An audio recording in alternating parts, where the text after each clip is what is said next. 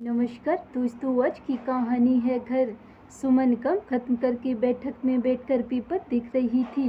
उसी समय गेट की खुलने की आवाज आई तो उठकर देखने गई कि कौन आया है। देखा तो उसे आश्चर्य हुआ कि बड़े भाई करण थे। उनके हाथों से बैग लेकर उन्हें सादर सहित घर के अंदर ले गई। उन्हें बिठाकर पानी लाने रसोई में गई। चाय के लिए पानी चढ़ा दिया था। उन्हें पानी देने के लिए आते हुए सोच रही थी कि अचानक भाई क्यों आए होंगे। 3 महीने पहले घटी हुई घटना के बाद उसने सोच लिया था कि अब मेरा मौका नहीं रहा है। पर आज भाई अचानक।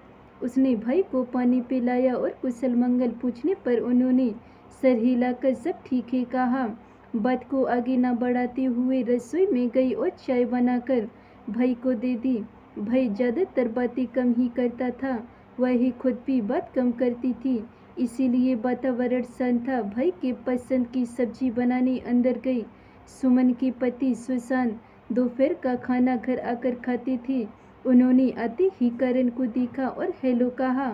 सुमन ने कहा, खाना लग गया है, खाते हुए बातें कर लीजिए। दोनों खाने की मेज पर बैठ गए। सुमन खाना परोसने लगी। करण ने कहा, सुशांत, आप और सुमन दोनों ही इतने बड़े घर में रहते हो। हाँ, मुझे याद है कि आपकी 2 बेटियां भी हैं।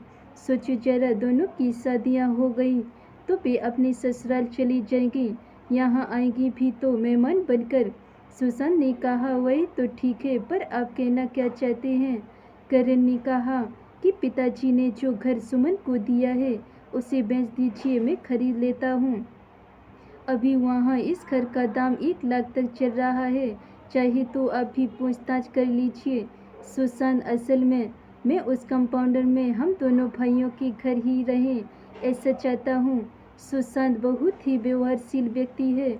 उन्होंने कहा कि आप थोड़ा आराम कर लीजिए, मैं शाम को आ जाऊँगा, तब बात करेंगे।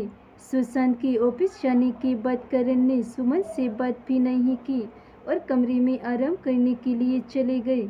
सुमन को खाना खाने की इच्छा नहीं हुई, इसलिए सब कुछ समेटकर अपने कमरे में अपनी पसंदीदा जगह खिड़की के पास बैठकर बाहर देखने लगी और पुरानी यादों में खो गई थी।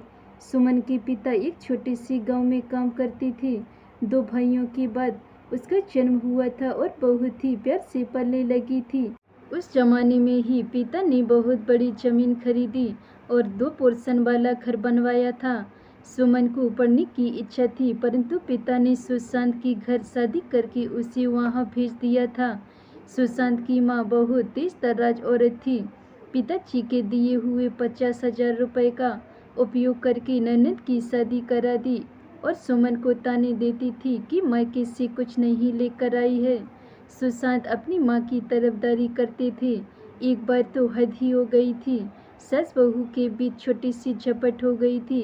सास और सुशांत ने उससे कह दिया कि अपने घर चली जाए, यहाँ रहने की कोई ज़रूरत नहीं है। सुशांत ने उसे उसके दोनों बच्चों के साथ बस में चढ़ा दिया था। जब वह मायके पहुंची तो सबसे पहले सब खुश हो गए और बच्चों के साथ खेलने लगे। माँ ने मुझसे पूछा कि सुमन बेटा, तुम मायके आई हो, इसकी हमें बहुत खुशी हुई है, परंतु यह अचानक कैसे आ गई है? न चिट्ठी पत्री न कोई खबर की है। सुमन ने माँ को सारी बातें बता दिया था। माँ ने उसे समझाया कि बेटा, अब तेरा घर तेरा ससुराल ही है। परिवार में ऐसी छोटी छोटी बातें होती रहती हैं, उन्हें अनदेखा करते हुए ही आगे बढ़ते रहना ही जिंदगी है। 1 हफ्ते के बाद माँ के कहने पर कि मैं अकेली काम नहीं कर सकती हूँ, इसीलिए सुशांत सुमन को लेने आ गया था। सुमन बच्चों को लेकर उसके साथ वापस जाने लगी तो माँ ने सब कुछ जानते हुए भी फिर से समझा दिया था कि अब वही तुम्हारा घर है।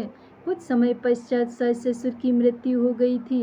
सुमन ने भी सालों में चुप्पी साध ली थी, क्योंकि मायके में अब माँ नहीं रही। पिता को देखने के लिए कभी कभी चली जाती थी। विजय छोटा भाई है, जिसकी नौकरी शहर में लगी थी। उसने अपने घर को किराए पर दे दिया था। बड़ा भाई करण के साथ पिता रहते थे। उन्होंने रिटायर होने के बाद पीछे जो जगह थी वहाँ 2 कमरों का एक घर बनवा लिया था। सबने सोचा कि दोनों लड़कों के लिए घर है, फिर एक घर क्यों बनवाया है। उन्होंने जवाब नहीं दिया था। 3 महीने पहले की बात है कि सुमन के बड़े भाई ने उसे खबर भेजा कि पिताजी की तबीयत बहुत खराब है, तुम्हें याद कर रहे हैं, जल्दी से आ जाओ। सुमन ने पति को पिता के बारे में बताया और अकेले ही मायके चली गई। और वह जैसे ही पिता के घर पहुंची तो जैसे पिता उसका ही इंतजार कर रहे थे, उसको देखा और कुछ इशारों में कहना चाहा। बड़े भाई ने कहा कि आप निश्चिंत रहिए, अब की बात भी सुमन यहाँ आती जाती रहेगी। पिताजी की उम्र हो गई थी, उनकी मृत्यु उनकी आंखों के सामने ही हो गई थी। 12 दिन कैसे बीत गए पता ही नहीं चला। सारे रिश्तेदार चले गए थे, सिर्फ दोनों भाभीयों के मायके वाले ही रह गए थे। मैं भी अब आना चाहती थी। सुमन ने भाभी से कहा कि मैं भी चलती हूँ। भाभी ने खाने की चीज़ें बांधी जो सुमन की बेटियों को पसंद हैं। अभी वह अपनी अटैची लेकर निकलने ही वाली थी कि बड़े भाई ने पीछे से पुकारा, सुमन रुक जाओ, कल चले जाना। सुमन को समझ में नहीं आया कि आज क्या है। कुछ ही देर में बड़ा भाई किसी को साथ लेकर आया और घर में सबको एक जगह बैठाने के लिए कहा। सब बच्चे आकर बैठ गए। भुओं के मायके वाले बाहर खड़े होकर अंदाजा लगा रहे थे कि करण वकील को साथ लेकर आया है, क्या होने वाला है। वकील ने सभी बच्चों के समक्ष एक सील किया हुआ कवर निकाला और सबको पढ़कर सुनाया कि पीछे जो नया घर बना है वह सुमन के नाम पर है, जायदाद के नाम पर। यह बड़ा घर आप दोनों के नाम, माँ के जेवर तीनों को बराबर बांटा गया है। वकील के जाते ही भगवान ने सुमन को ताने मारना शुरू कर दिया था कि शादी के समय दहेज और गहने दिए थे, अब फिर से हिस्से में आ गई है। करण ने पीछे वाले घर के पेपर सुमन के हाथ में रख दिया और कहा, थोड़े दिनों में जेवर भी भेज देंगे। सुमन घर से बाहर आ रही थी, किसी ने उससे बात नहीं किया। सुमन की लड़कियों के लिए भाभी ने जो कुछ भी बनाया था उसे देना भी भूल गई थी शायद। इस घटना को घटे 3 महीने हो गए हैं और आज करण उसके घर आया है। कॉफ़ी की सौंधी सी महक से उसके पैर बरबस सी रसोई की तरफ बढ़े। वहाँ छोटी बिटिया मात भी ऑफिस से आकर कॉफ़ी बना रही थी। माँ को देखते ही कहा, आज बड़ी मामा जी अचानक हमारे घर आए हैं, रास्ता तो नहीं भूल गए हैं। नाना जी की वसीयत के बाद वहाँ से कोई खबर नहीं थी। सुमन कुछ कहती उससे पहले ही सुशांत ऑफिस से सुमन कहते हुए आ गए थे। करण भी सोकर उठ गई थी। सुशांत की आवाज़ सुनकर बैठक में आ गई थी। सुमन ने दोनों को चाय दिया था क्योंकि वे दोनों शाम को चाय ही पीते थे।